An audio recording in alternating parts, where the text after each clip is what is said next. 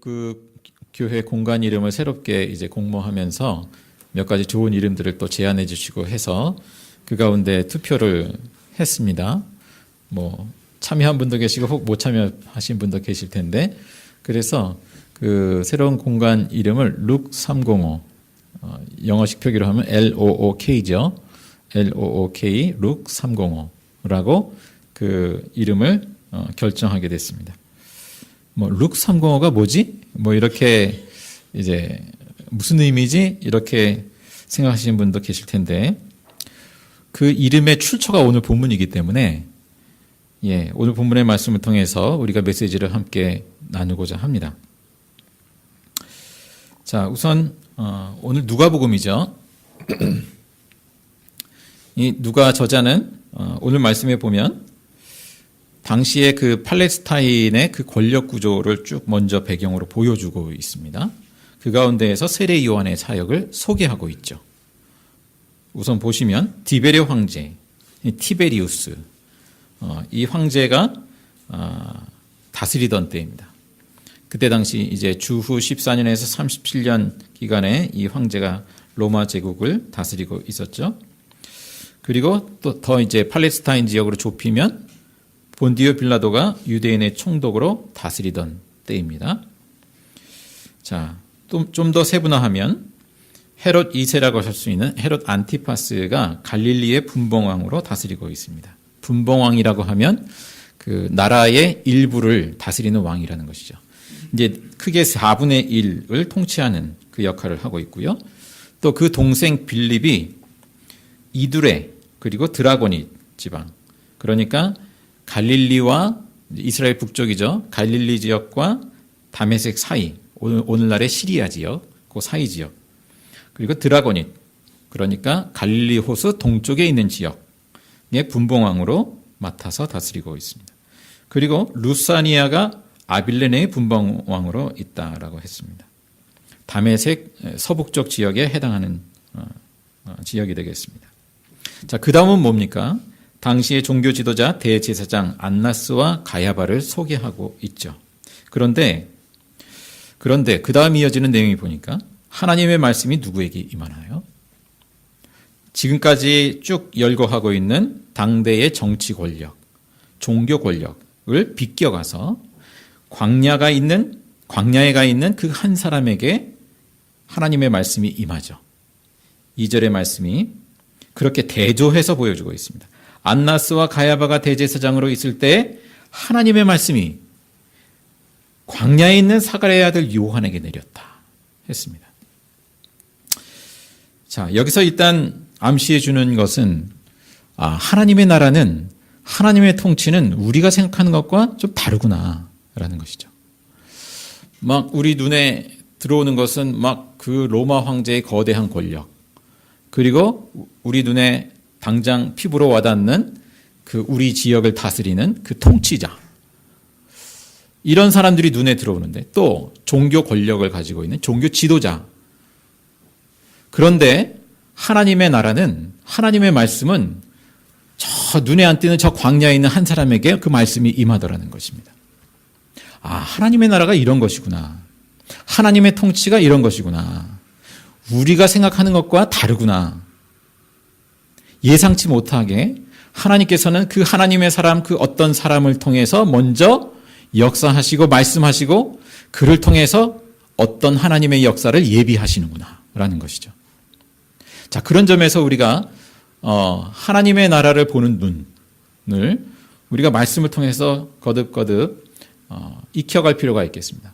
하나님께서 어떻게 역사하시는가? 하나님께서 어떻게 일하시는가? 자, 그 다음에 이제 세례 요한이 활동하죠. 요단강 주변 온 지역을 찾아가서 죄 사함을 받게 하는 회개의 세례를 선포하였습니다. 세례 요한의 사역을 이렇게 표현하고 있습니다. 이사야 40장 3절의 말씀을 중심으로 해서 인용하고 있죠. 그러니까 구원을 베풀러 오시는 그 메시아, 그 메시아의 길을 준비하라는 그 예언을 성취하는 존재, 그 사람이 세례 요한이라는 것입니다. 세례 요한의 사역이 그렇다는 것입니다. 자, 주님이 오심을 예비한다. 이게 세례 요한의 역할인데, 그 오늘 맥락을 보면 메시아 왕으로 오시는 그 주님을 맞이해 드리는 그 장면을 묘사하고 있습니다. 그러면 왕으로 오시는 그 메시아가 그럼 언제 떠났단 말인가? 그 구약과 연결해서 생각해 보면 에스겔서에 그러한 장면이 있죠. 하나님의 영이 성전을 떠납니다. 성전을 떠나서 가버리죠. 그 이스라엘의 그 우상숭배와 불의와 그 부패함 속에서 하나님이 떠나가시는 장면을 보여주는데, 그것과 연관지어 보자면 그 떠나가신 하나님께서 이제 메시아로서 그렇게 다시 오시는 장면을 우리가 생각해 볼 수 있겠습니다. 자, 그렇게 오셔서 이제 예루살렘에서 그 왕위에 앉으시는 장면. 그래서 그 왕의 행차를 준비하라는 그 선포가 여기 담겨 있죠. 이제 모든 사람이 하나님의 구원하심을 보리라. 6절에 말씀하고 있죠. 무슨 말씀인가요?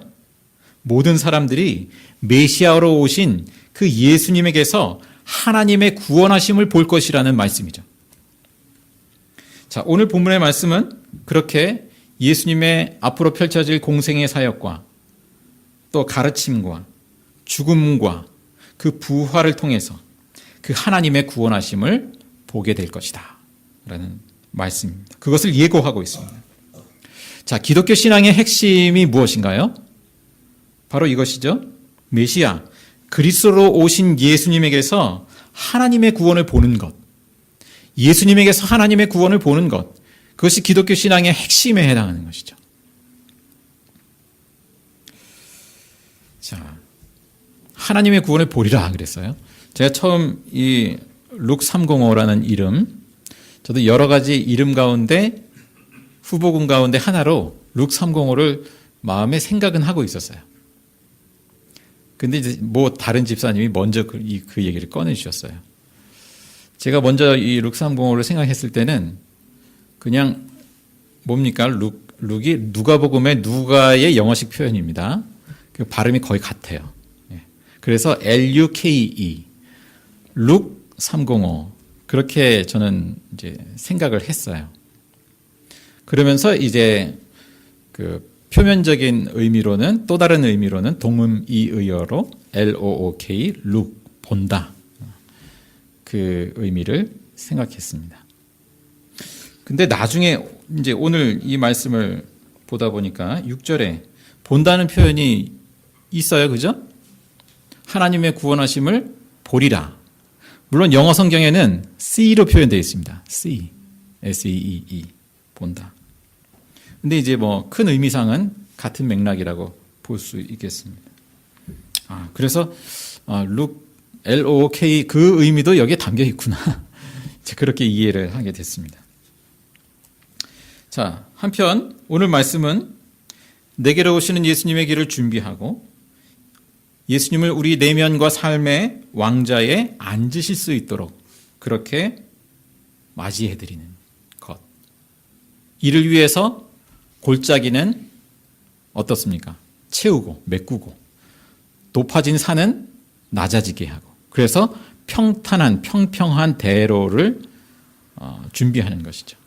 예수님이 오시는 것을 그렇게 준비하라고 묘사하고 있습니다. 우리 내면과 삶에 예수님과 나 사이에 높아져 있는 것, 가로막혀 있는 것들, 그것을 낮아지게 하는 것이죠. 깊게 패여 있는 것들을 채우는 것이죠. 그래서 평탄하게 예전에 군 생활 경험해 보신 분들은 아시죠?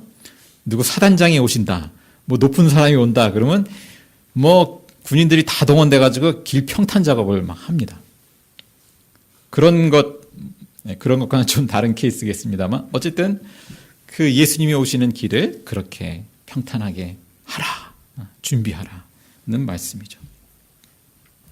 더 나아가서는 무엇인가요? 우리 자신이 그럴 뿐만 아니라 예수님을 사람들이 잘 맞이할 수 있도록 그들에게 다가오시는 예수님을 잘 맞이할 수 있도록 그 길을 평평하게 하는 역할. 그 길이 우리에게 주어져 있구나. 그리스도인에게 주어져 있구나라는 것입니다. 자, 바로 그 일을 감당하면서 모든 사람들이 하나님의 구원하심을 보게 되는 것. 그것이 누구의 비전인가요? 교회의 비전이죠. 그리스도인의 비전이죠. 오늘 말씀은 그러한 비전을 우리에게 제시해 주고 있습니다. 자, 룩 305의 305, 누가복음 3장 5절이라고 지난번에도 말씀드린 적이 있었습니다. 그렇게 높아진 산은 낮아지게 하고 깊게 패인 골짜기는 또 메꿔서 평탄하게 하고, 그렇게 예수님의 오시는 길을 준비하는 것. 자, 룩 305의 의미가 보이시나요, 조금? 네? 예. 근데 이제 그 본다는 단어가 제가 찾아봤어요. 어떤 단어들이 있나. 뭐 아까 말씀한 대로 see가 있고 룩이 있고, 죄송합니다. 오늘 영어를 표현을 제가 가급적 피하는데 그리고 watch라는 단어가 대표적으로 있더라고요. see는 그냥 보이는 거예요. 내가 의도적으로 보는 게 아니라 보이는 거예요. 굳이 구분하자면 이렇게 눈에 들어오는 장면을 봤어요. 또 길을 가다가 마주치는 사람을 보게 됐어요. 그러니까 의도적으로 보려고 해서 본 게 아니라 보게 된 거예요. 그때 이제 see라는 표현을 쓰게 됩니다. 근데 룩은 의도적으로 내가 어떤 대상, 어떤 사람을 보는 거예요. 응시하는 겁니다. watch는 뭐냐? 그러니까 이동하는 어떤 물체 내지는 사람을 이렇게 지켜보는 거예요. 내지는 그 운동 경기를 할 때 막 움직이지 않습니까? 운동 선수들이 그걸 이렇게 지켜보는 거. 그렇게 이제 의미상의 차이들이 있는데, 뭐 그걸 엄밀하게 이제 구분할 수는 없겠습니다만, 룩은 좀 더 see보다는 좀 더 주목하여서 의도를 가지고 바라보는 것이구나 라는 것입니다. 자, 성경에는 see라고 번역된 것도 많이 있고요. look이라고 표현된 것도 많이 있습니다. 근데 see라고 표현된 것은 일단은 하나님께서 보여주시는 것을 보는 것. 어떤 환상이 됐든 어떤 사람이 됐든 또 하나님이 지은 어떤 세계, 피조물이 됐든 하나님이 우리에게 보여주시는 것을 볼 때 see라는 표현을 하고 있습니다. 반면에 뭔가 의도적으로 주목해서 보는 것, 그때는 look이라는 표현을 하고 있습니다. 예를 들자면 창세기 1장 31절에 하나님이 손수 만드신 것을 보시니 보시기에 참 좋았더라. 그때 look이라는 단어로 표현하고 있습니다. 누가복음 19장에 보면 예수님이 삭개오를 쳐다보십니다. 그냥 무심코 보신 게 아니라 쳐다보시죠. 주목하여 보시죠. 그리고 내가 내 집에 유하여야 하겠다. 삭개오의 집에 가시잖아요. 사도행전 3장 6절에는 이제 베드로와 요한이 성전 문 앞에 앉아 있는 그 사람을 주목하여 보죠. 그 눈여겨 보았다 그랬습니다. 룩입니다. 그리고 그에게 말합니다. 우리를 보시오. 우리를 보라고 할 때도 룩, 그 단어를 쓰고 있습니다. 자, 이렇게 하나님이 보여주시는 것을 보는 것, 하나님이 행하시는 일을 보는 것, 또 하나님이 보게 하시는 사람을 보는 것, 그때 우리가 룩이라는 단어를 쓸 수 있겠습니다. 우리가 이 공간을 통해서 의도하고자 하는 것, 이 지역과 이웃의 그 필요를 보는 것, 응시하는 것. 그냥 무심코 보이는 대로 보는 것이 아니라 조금 더 관심을 가지고 보는 것. 자, 그렇게 보면서 너희는 주님의 길을 예비하고 그 길을 곧게 하라고 말씀하시는 것처럼 예수님과 우리 사이뿐만 아니라 예수님과 그 사람들 사이에 높아져 있는 것. 그것이 내면의 것일 수도 있고 뭐 어떤 다른 환경적인 요인일 수도 있겠지요. 그 높아져 있는 것, 깊게 피어 있는 것, 그것들을 평평하게 만드는 것, 그 일을 우리가 돕는 것. 그것은 소소한 일일 것처럼 보일 수도 있겠고 좀 더 힘이 들어가는 일이 있을 수도 있겠습니다만 그러한 일을 하는 것. 주님께서 그 일을 감당하게 하시는구나. 교회의 그 본질적인 사명. 그렇게 어느 시대에나 어느 지역에 있든지 교회가 할 그리스도인이 할 그 사명은 바로 그와 같은 일이구나라는 것입니다. 자, 근데 그 교회의 본질적인 사명은 동일해요. 뭐 어느 시대가 됐든지 어느 지역이 됐든지 이를테면 하나님을 온전히 예배하는 일에 교회의 사명이 있죠. 또 복음을 온전히 바르게 선포하는 것, 또 한 사람 한 사람이 그리스도의 제자로 성장해 가는 것, 또 그렇게 우리의 삶과 우리의 언어를 통해서 복음을 증언하는 것. 그러한 것이 교회의 본질적인 사명이라고 할 수 있겠습니다. 그런데 그 본질적인 사명은 동일하다 할지라도 우리 교회가 각 교회가 어느 지역에 어느 시대에 어느 문화권에 있느냐에 따라서 그 복음을 표현하는 방식은 복음을 전하는 방식은 다 다를 수 있다. 또 달라야 한다라고 여겨집니다. 자, 우리 교회는 21세기라는 시대에 있죠. 그리고 서울이라는 대도시 안에 있습니다.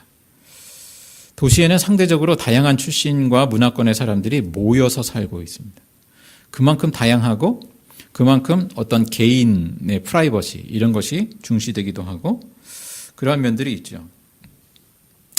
여러분, 선교사가 선교지에 갈 때 어떤 것을 준비하고 가나요?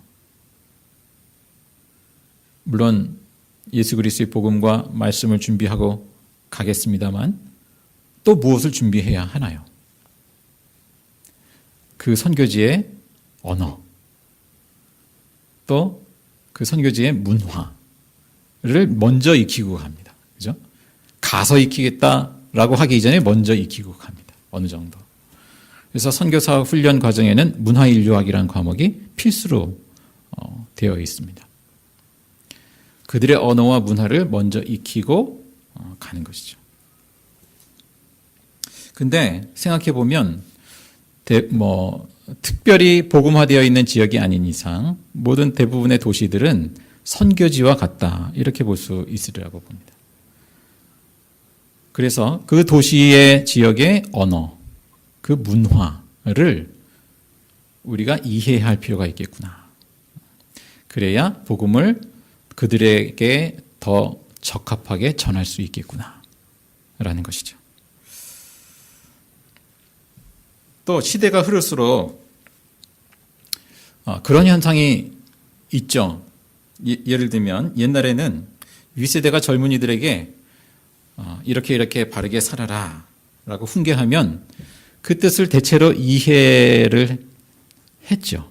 그것을 실제로 따르느냐 못 따르느냐는 그 다음 문제고 그것을 그래도 수긍하는 편이었어요. 공감하는 편이었어요. 근데 그 다음 세대는 어떻습니까? 이렇게 바르게 살아라 그러면 질문을 합니다. 바르게 사는 게 어떤 건가요? 그래서 질문이 들어옵니다. 근데 요즘에는 더 낮은 세대는 바르게 살아라 이렇게 해라 그러면 이런 말과 태도가 이제 되돌아온다는 것입니다. 저는 의견이 다릅니다. 예? 그러면 또 이제 당신의 생각을 제게 강요하지 마세요. 이러한 반응과 태도가 돌아온다는 것이죠. 어떻습니까? 여기 또 이제 며느리를 둔 분들도 많으실 텐데 맨 윗세대의 며느리와 중간과 아주 신세대의 며느리와 이게 좀 다르지 않습니까? 그러니까 그 생각은 당신의 생각이고 그것은 존중합니다. 당신은 그렇게 사세요. 그러나 나는 그렇게 생각하지 않습니다. 나는 나대로의 생각으로 살겠습니다. 이러한 태도, 그러한 대응 방식이 많다는 것이죠. 또 예전에는 죄의 문제라든지 또 일반적인 도덕률이라든지 또 그 어떤 내세관, 그리고 어떤 절대적인 가치, 뭐 이러한 것들에 대해서 뭐 소소하게는 달라도 어느 정도 이 공유하는 바가 있었다고 보여집니다. 그래서 이야기를 하면 뭐 그 대전제에 대해서는 그 무리 없이 이렇게 수용을 하는 그런 면이 없지 않아 있었죠. 그런데 이제 갈수록 그러한 전제들이 무너지고 있다는 것이죠. 다 다르고 그건 당신 생각이고 나는 그렇게 생각하지 않습니다. 이러한 태도가 많다라는 거예요. 상대주의적인 태도, 다원화되고 그렇습니다. 그래서 예전에는 뭔가 권위적으로 뭔가를 이야기하면 듣는 신용이라도 했는데 이제는 콧방귀를 낀단 말이에요. 그러니까 그러한 방식이 통하지 않는 시대가 되어가고 있다라고 여겨집니다.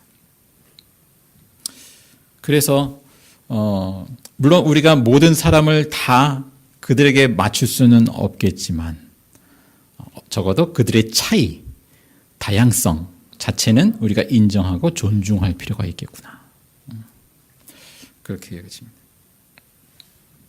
자, 이러저러한 점에서 도시교회는 이러한 특성을 필요로 한다라고 기록한 내용을 보았습니다.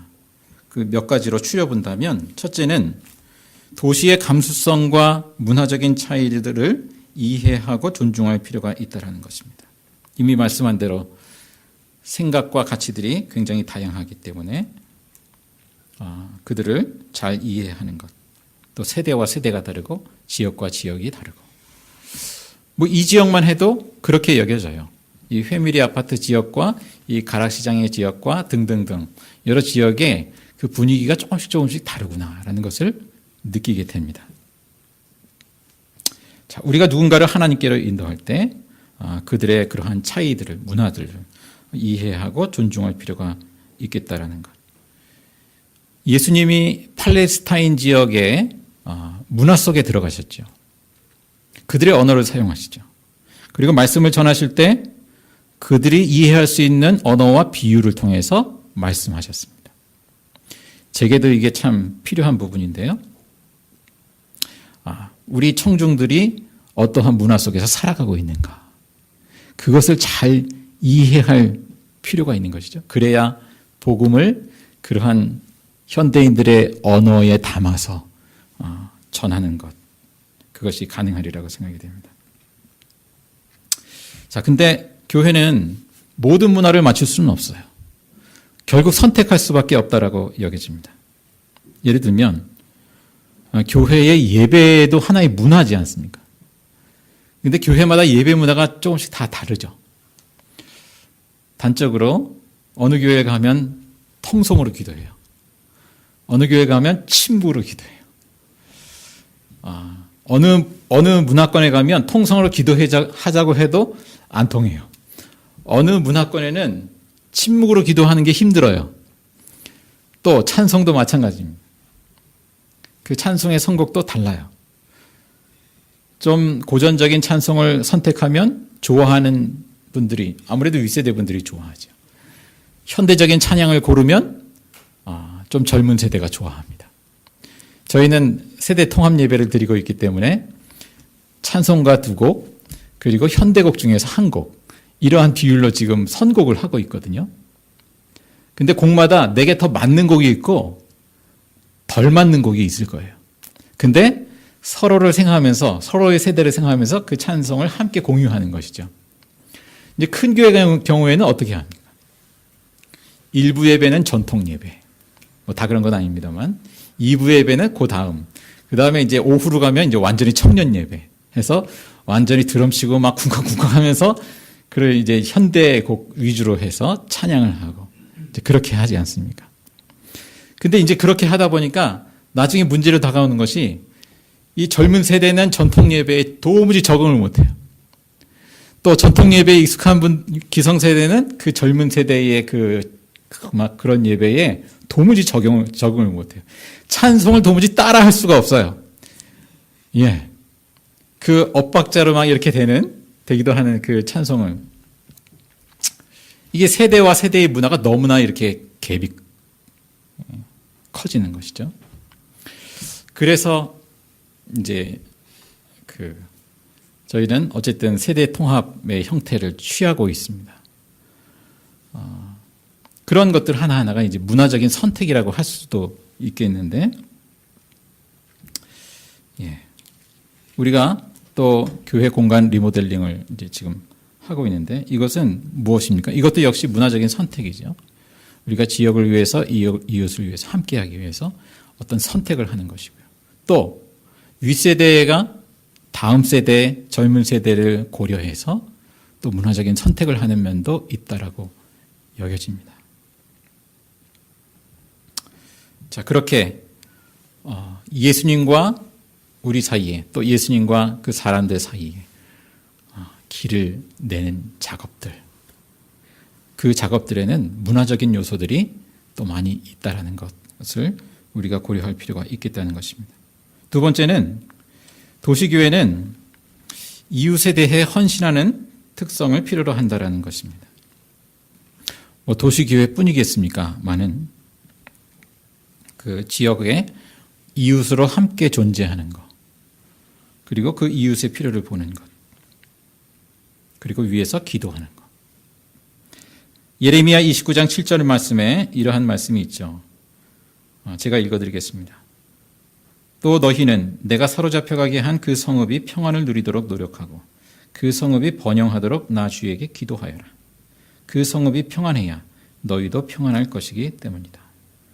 이 본문의 맥락은 바벨론 포로로 간 그 성읍의 평안을 위해서 기도하라는 것인데요. 자, 우리로 말하면 우리가 속한 그 지역 도시의 그 사람 이웃들의 평안을 위해서 기도해라. 그러한 말씀으로 적용될 수 있겠습니다. 교회는 이 지역과 이웃의 필요를 채우되 또한 한편으로는 단지 이 지역만이 아니라 도시 전체의 유익을 생각합니다. 그런 면에서 그 정의의 문제가 따르기도 합니다. 예를 들어서 저기 어디입니까? 강남에 예를 들어서 압구정동 소망교회라고 쳐봅시다. 소망교회는 그래도 경제적으로 부유한, 나름 상대적으로 부유한 그러한 곳에 위치해 있죠. 만약 그 지역만 그 초점을 맞춰서 섬긴다고 한다면 그러면 굉장히 높은, 그 경제적으로 높은 그 계층만을 위한 그런 교회가 되고 말 것입니다. 우리 교회도 마찬가지고요. 그래서 이 도시 안에는 여러 경제적인 계층의 사람들이 모여서 살고 있는데 그 모든 사람들이 더불어 살아갈 수 있는 그러한 도시 공동체가 될 수 있도록 하려면 우리가 단지 이 좁은 대상만이 아니라 그 전체를 생각할 필요가 있겠구나. 거기에 이제 정의의 문제가 딸리기도 하는 것이죠. 아무튼 그렇게 도시교회는 이웃을 위해서 헌신하는 특성을 필요로 한다는 것입니다. 세 번째는 도시교회는 신앙과 삶의 영역, 그리고 직업과 어떤 공적인 영역을 통합하는 특성을 필요로 한다는 것입니다. 자, 교인이 늘어난다고 해서 자동적으로 사회에 영향력을 미치느냐 하면 그렇지만은 않다라는 것입니다. 우리 각 그리스도인들이 각 직업의 영역, 일상의 영역, 공적인 영역에서 예수 그리스도의 복음과 그 말씀을 어떻게 접목할 것인지를 아는 것, 그렇게 적용하는 것, 그러한 주의 종. 주의 종 하면 다 신학교 가는 사람만 생각하는 것이 아니라 각 분야에서 일할 주의 종. 그 사람들이 사실은 우리에게 필요한 것이죠. 목사 되는 주의 종만 아니라 각 분야에서 그렇게 하나님의 말씀을 그 분야에 전문적으로 적용할 사람. 그 분야에서 말씀을 어떻게 적용하는가는 목사가 얘기해 줄 부분이 아니라 바로 그 사람이 이야기해 줄 부분이죠. 그러한 사람이 필요하구나. 교회는 그러한 사람을 세워야 하는구나. 그런 필요를 도시교회가 가지고 있다는 것입니다. 한 예를 들자면 영국의 윌리엄 윌버포스라는 인물이 있습니다. 한참 된 분입니다만 노예 폐지 운동을 주도했죠. 그 일이 어떻게 성공했을까? 그렇게 이제 분석을 하는데 그리스도인들에게는 하나님의 말씀을 갖다 대면 통해요. 하나님의 말씀이 이렇다. 또 하나님이 이것을 이렇게 하라 하신다 하면 통할 수 있어요. 그러나 넌 크리스찬에는 어떻게 통합니까? 안 통하죠. 성경의 말씀을 그대로 대입하는 것이 통하지 않지요. 그래서 그들과 공유하는 그 언어, 소위 우리가 예수 그리스도의 복음을 특별 계시, 특별 은총이라고 표현한다면 그 하나님을 알지 못하는 사람들도 공유하는 가치, 일반 은총의 영역, 그것이 정의, 평화, 생명, 또 공유, 오늘 요즘 많이 회자되는 걸로 말하면 공유, 등등등. 그러한 가치, 보편적인 가치를 통해서 그러한 언어로 공유할 필요가 있다는 것입니다. 그래서 그 노예 폐지 운동이 성공한 요인 중에 하나는 그렇게 넌 크리스찬, 하나님을 알지 못하는 그 사람들에게도 공유할 수 있는 언어로 그 일반 은총의 영역으로 그 공유할 수 있었다라는 것입니다. 자, 우리가 이 공간을 통해서 직접적으로 추구하는 것은 바로 그렇게 하나님의 일반 은총을 나누는 영역이라고 여겨집니다. 우리가 이 공간을 통해서 직접 복음을 전하지 않습니다. 다만 그 하나님 나라의 가치라고 여겨지는, 또 일반 사람들도 참여하고 공유할 수 있는, 이를테면 우리가 305의 그 30을 그런 의미로 또 해석을 합니다만, 공감, 공유, 공생, 30. 그렇게 그러한 가치들, 나눔, 또 공동체, 정의, 평화 등등으로 표현되는 그 하나님의 일반 은총의 그 가치와 문화를 함께 하는 것이죠. 이처럼 일반 은총을 나누면서 이웃과 지역과 그 우정의 관계를 형성합니다. 자, 우리가 여기서 기억할 것은 이러한 일반 은총이 곧 우리에게 구원을 가져다 주느냐, 그것은 아니다 라는 사실입니다. 우리가 그런 어떤 정말 보편적인 가치를 열심히 추구하면 그것이 곧 구원이냐, 그것은 아닌 것이죠. 하나님은 오직 예수 그리스도를 통해서 우리를 구원하신다 라는 사실. 그래서 만약 우리 안에 그 예수 그리스도의 복음이 있다면, 그 복음이 우리의 내면과 삶을 또 변화시킨다면, 또 우리 가운데 그렇게 성령께서 역사하신다면 그 우정의 관계 속에서 복음의 빛이 드러날 것입니다. 구원의 역사가 또 있을 것입니다. 성령께서 바로 그러한 복음의 사람, 복음의 공동체를 통해 그들을 구원의 길로 인도할 것입니다. 기도하겠습니다. 사랑의 주 하나님, 저희들을 하나님의 자녀되게 하시고 또한 하나님의 일꾼으로 세우심을 감사드립니다. 저희들로 하여금 높은 것은 낮아지게 하고 깊게 패인 것은 또한 채워서 평평하게 하고 예수님의 오실 길을 예비하게 하시는 주님, 모든 사람들이 하나님의 구원하심을 보리라, 그 비전을 가지고 우리로 나아가게 하시는 주님, 저희들에게 그 비전을 더하여 주시옵고 하나님께서 하시는 일, 하나님께서 보게 하신 일을 보게 하시고 또 하나님께서 보여주시는 사람을 주목하여 보게 하여 주시옵소서. 그리하여 그들의 영적인 또 그 삶의 필요를 또 채우며 함께 나누며 우정을 쌓아가며 또한 복음의 사람으로 예수님의 그 삶을, 모습을 또 그 복음을 증언하는 저희들 모두가 될 수 있게 인도하여 주시옵소서. 이어서 주님과 신기도로 함께 기도하오니, 하늘에 계신 우리 아버지, 아버지의 이름을 거룩하게 하시며 아버지의 나라가 오게 하시며 아버지의 뜻이 하늘에서와 같이 땅에서도 이루어지게 하소서.